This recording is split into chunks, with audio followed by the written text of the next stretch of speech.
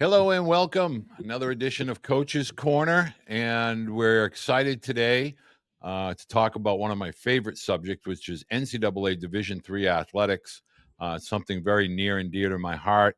We're going to talk with new head coach, replacing an icon in the Division III landscape, BRYAN TORRESANI from DeSALES University in Pennsylvania. And first of all, Brian, I want to say congratulations to you. Big shoes to fill, but you must be excited to be taking over such a well-established program.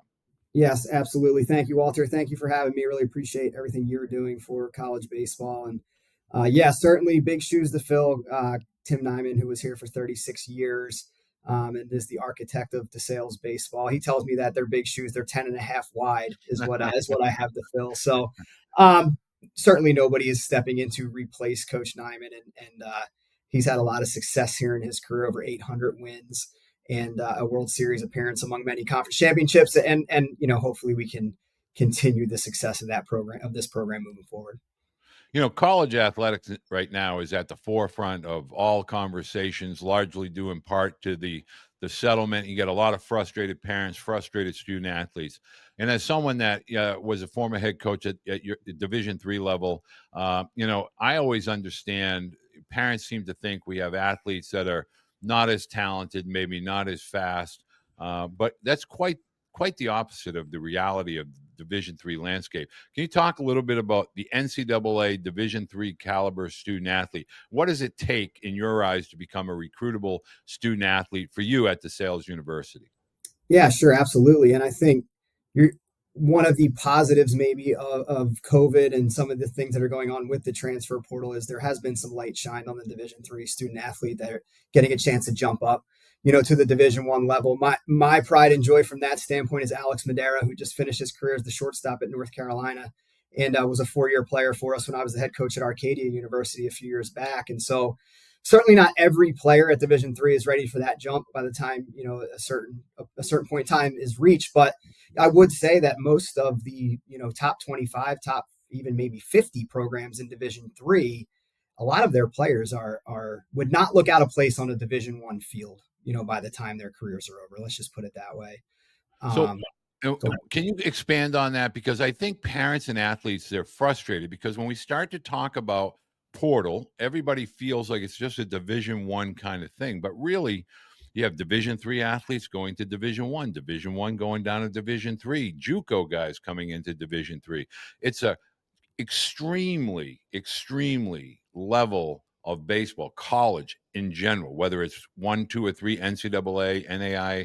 So can you talk a little bit? What's the role of the high school athlete going to be for your program? Do you have portal athletes that will be coming in this year? Talk a little bit about the opportunities now that you're taking over this program for the high school athlete. Yeah, and I can, I think, speak to this because I was a Division I recruiting coordinator 2 years ago at the University of Delaware, right when some of this was just starting to come to the forefront. And part of what I didn't like about that level is the fact that ball clubs are changing. You're building ball clubs year to year at this point in a lot of the Division I schools, 15 guys in, 15 guys out, so to more or less. And I think one of the things that re-attracted me back to the Division III level is I still think you can build programs at the Division III level. You can have 4-year players, and I do think I'd be lying to say we'll never use the transfer portal and we'll never bring in a transfer. However, I do think one of the benefits of this level in many programs is you can build through the high school ranks, and in fact, I think you have to because we're low man on the totem pole in terms of NCAA divisions when it comes to kids going in the transfer portal, and certainly from a pitching standpoint any pitcher with any sort of track record at all gets scooped up probably at a higher level, so to speak. So, I think our best bet is going to be to develop arms through the portal, or excuse me, through the high school ranks, let me be clear, and watch them grow and develop. And, the maybe negative double-edged sword to that is like, yeah, you may lose a guy or two over the course of time that develops quickly and decides that they do want to take their shot to jump up to the next level. And listen, it just all comes with the territory right now, good, bad, and different, no matter how you feel about it. It's just the reality of the situation. So the high school kid will still be, for DeSales baseball anyway, I can only speak to that, will still be our number one priority in recruiting going forward. So I know where you're taking over a program and you don't have a lot of history, but the Middle Atlantic Conference, the Freedom Division, And I know when I used to do our Southern trips, we'd play some schools within that conference. It's a very, very talented level of athletics, regardless of sport. But with regard to baseball, you have to be fully prepared as an incoming freshman or maybe a transfer. When your feet hit the ground, you better be prepared to play some pretty high end baseball. Would you agree with that? Absolutely. I think if you look just at the league, and we have the defending national champion from 2 years ago in Misericordia, um, and I was a head coach in this conference for 7 years, not too long ago, as the head coach at Arcadia, and we had won 4 championships over that 7 years, hosted a couple regionals, and Stevens Institute of Technology is very good as well. Lebanon Valley. I mean, the conference is, one of the top in Division III at this point, has been a multi-bid league, for a while now, and it's really good. And we're even just on the other side of the MAC, Messiah College just went to the national championship series this year. So, you're talking about programs that are doing it at a really high level, and that does take a pretty good athlete in order to reach that point. You're talking about pitching velocities in the mid to upper 80s most of the time, and most of the outfielders running sub 760s, and guys that have some power in the bat. It's a very, very competitive level of baseball, I think. And if folks have never seen a Division III game and you live in an area where there is Division III baseball being played, I just urge you to get out and go watch a game. I think you'd be surprised by what you see. Well, I mean, absolutely. I must say that 1,000 times during the course of the spring. Go to a Division III game, bring a chair, watch. I took a couple of families to watch Endicott versus Nichols. Yeah. I mean, and they were blown away that the guys from both teams were 90, 91, 92. And, you try to tell parents, hey, man, this is really a different world.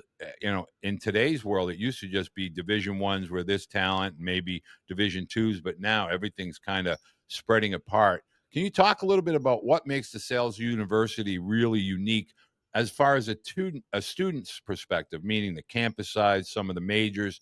Share some of that with parents and athletes. Sure, absolutely. I think number one, the location of DeSales makes us a little bit unique. We are in a good spot, kind of nestled between Philadelphia and New York City. We're about an hour from Philadelphia, about an hour and a half from New York City, just south of Allentown. So campus is in Center Valley, Pennsylvania, kind of its own little nestled sort of suburb. So it's a really nice, quiet campus. It's pretty expansive campus as well, about 2,300 undergrads. 500-acre campus. I just learned that today, actually, on a recruiting visit, sitting in with a faculty member. Yeah, it's a big campus. Wow. And people are surprised by that when they get here. And major wise, the university is known for its health sciences. We have very good nursing, PA, PT programs, PA and PT all the way through the doc. Basically the final degree you can get in those programs. Our business school is excellent. We have a really good exercise science program. A lot of our guys are tracking towards something like that, where if they want to be strength and conditioning coaches and work in that field, it's a really good field for athletes. So there's a lot from an academic standpoint to point to. There's been some success overall, of course, across the athletic department. Our men's and women's basketball teams do very well among some other programs here on campus too. So a lot to like about DeSales. I think folks that have never been here, once they step foot on campus, are often pleasantly surprised at just what they see. Well, I want to let parents know that everything about DeSales University, obviously the new coaching staff that's going and coming on board, going to be located in the Baseball Bluebook. If you're looking up for schedules or camps, current rosters, things of that nature, contact information for coach, all of that will be on the Blue Book. Again, brand new, all recently updated. So I encourage you as parents as well as athletes, create the profile, go ahead and reach out to DeSales University. And on that note, Brian, I would like to know, will you be doing or conducting any camps? And if so, will you utilize those from a recruiting perspective? Absolutely. We'll host our summer prospect camp on Wednesday, August 13th. And then we will also be hosting a Columbus Day prospect camp in October. Date is eluding me right now. It's the 13th or 14th, something like that, on Columbus Day. A lot of schools are closed in this neck of the woods that day, so it's a good day for camp. DeSalesBaseballCamps.com is where you can find that information.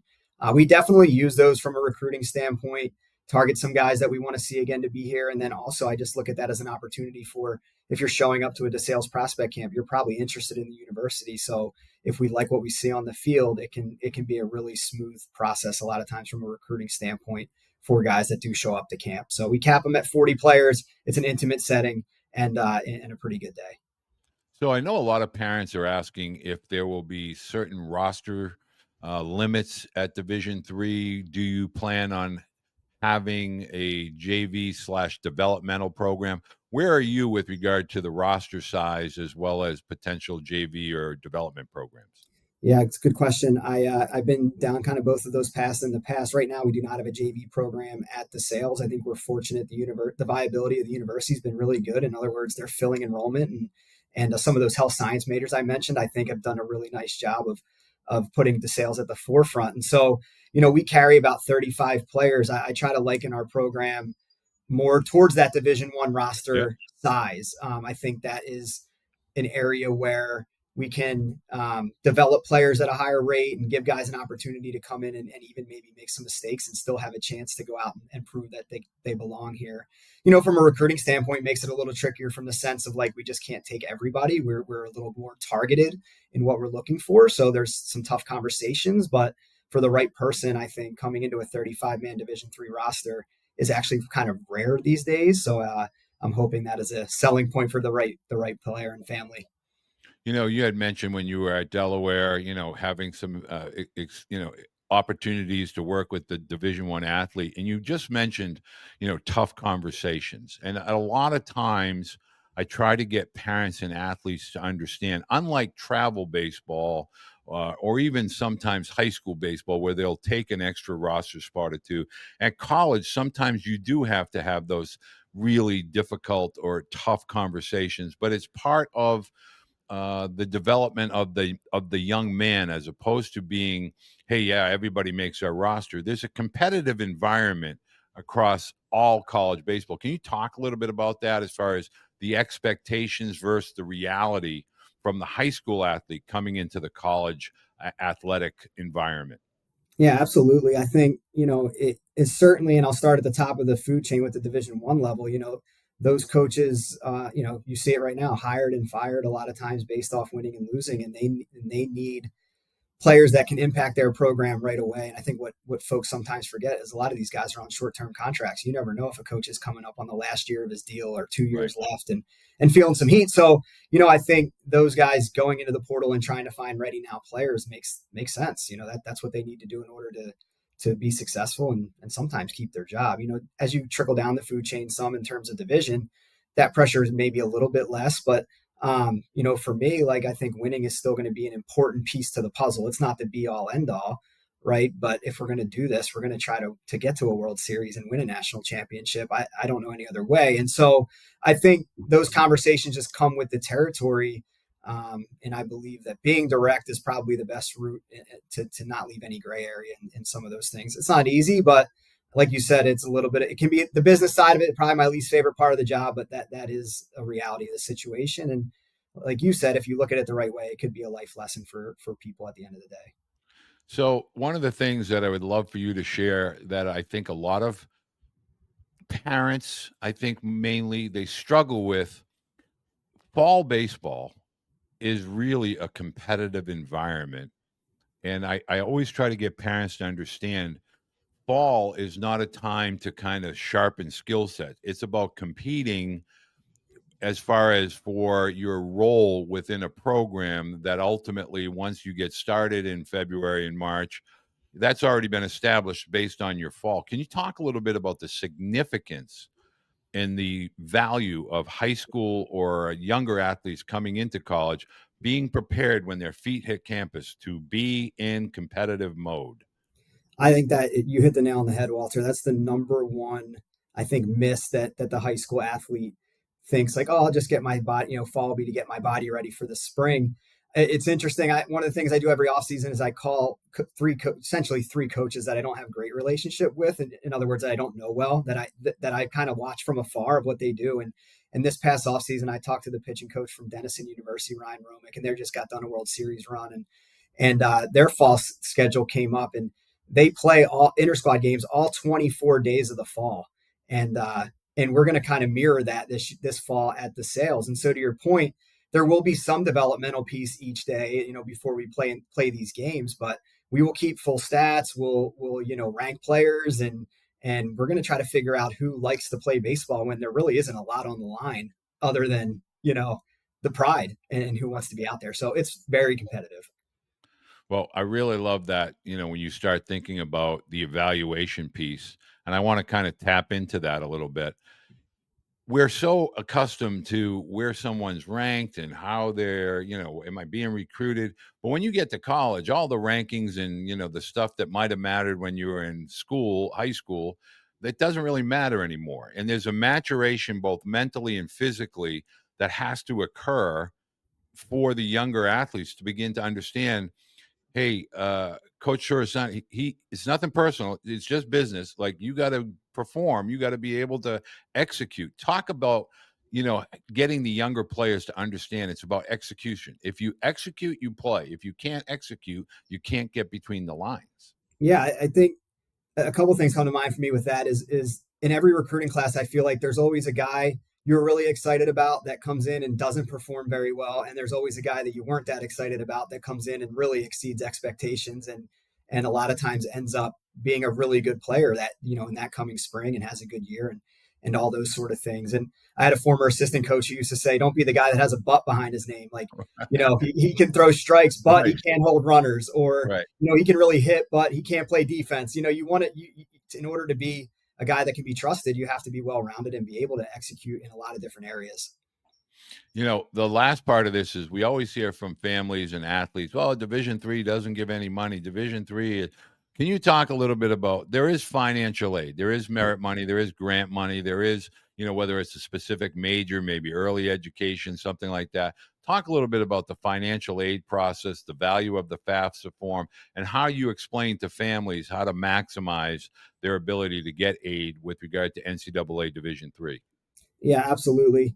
A lot of bad information out there. A Bad. lot of these Division III private schools, nobody's really paying the sticker price. Let's just put it that way. So, here at DeSales anyway, most of the admitted students will get some kind of academic scholarship based on their academic merit. That's kind of the first piece to the puzzle, usually the largest piece as well, and that's something we can get the families pretty quick in the recruiting process based off their high school transcripts. And then families will often say, like, we won't, this is the mistake I think people make, is like, well, we're not going to qualify for anything from FAFSA, so we're not going to fill it out. But, and that may be true from the government. However, most of these universities have a separate pot of grant money that they will, give out, but only if families file that FAFSA form. So I always urge our families to file that, and there could be additional grant money based, from that as well. And there's some other scholarships here at DeSales that students can apply for and receive. But certainly we try our best within the rules of Division III to make it affordable for people as possible. And it certainly starts with that merit scholarship. Yeah, I just want you to kind of expand upon, you said academics, and I always am trying to get parents to understand academic money is much more plentiful. And oh, by the way, lasts a heck of a lot longer than anything to do with athletic money. So talk a little bit about when you are meeting a student athlete or prospective student athlete for DeSales. One of the first questions you must ask is, what type of transcript do you have? How are your grades? And can you explain why that's usually the first question? Yeah, absolutely. I think, it often comes up very early in the conversation, as you alluded to. And for me, the first part of that is I want to see, is this a student athlete I can trust? I just mentioned we're only going to have 35 players in the program. So, if you're a 2.5 or and below, it's a little bit of a red flag for me to say, is he going to come into college and be able to hold up his end of the bargain in the classroom? I'm a big believer in the corny saying of, like, how you do anything is how you do everything. So Amen. oftentimes our best players have been at least good students, maybe not the best student, but have always been held up their end of the bargain. The other part is for me that comes to mind is, can we make this affordable for this family? So the higher the grades, the higher we are test optional, but at a lot of our places, those SAT scores, I would urge students to take it, because if they do well, that can also impact that merit money, also. So that's definitely a big piece to the recruiting process here at DeSales for us, for sure. Final question, and I'd love for you to explain to student athletes, not parents, student athletes directly. How would you like them to contact you? What sticks out to you? Is it a personal email with a video? Is it is it something via social media? How do you want to be contacted in a perfect world by a prospective student athlete? Yeah, I think just for sake of cataloging things and not losing information, I think email is the best way to for me personally. I'm not great on Twitter DMs, if I'm being honest. So yeah, email, personalized email with a video link. The video certainly doesn't have to be super long or anything like that. Just something that showcases enough of your ability for us to pique some of our interest to hopefully get out and see you, play this summer. And then, as we mentioned before, that our prospect camp in August for guys that are somewhat local to DeSales, I would say, is just a great way to get on campus and get in front of us. But email with a video link is definitely the best way for us. Well, Brian, I want to say thank you for taking the time for joining me today. Congratulations on Thank you. taking over a great, prestigious program. If we can ever do anything for you here at the Blue Book, please feel free to reach out. We're a big fan of not only you as a coach, but also DeSales as a baseball program. But best of luck this upcoming fall and this upcoming season. Walter, thank you so much for having me. I appreciate it. You're very welcome. All right. Thank you, Captain.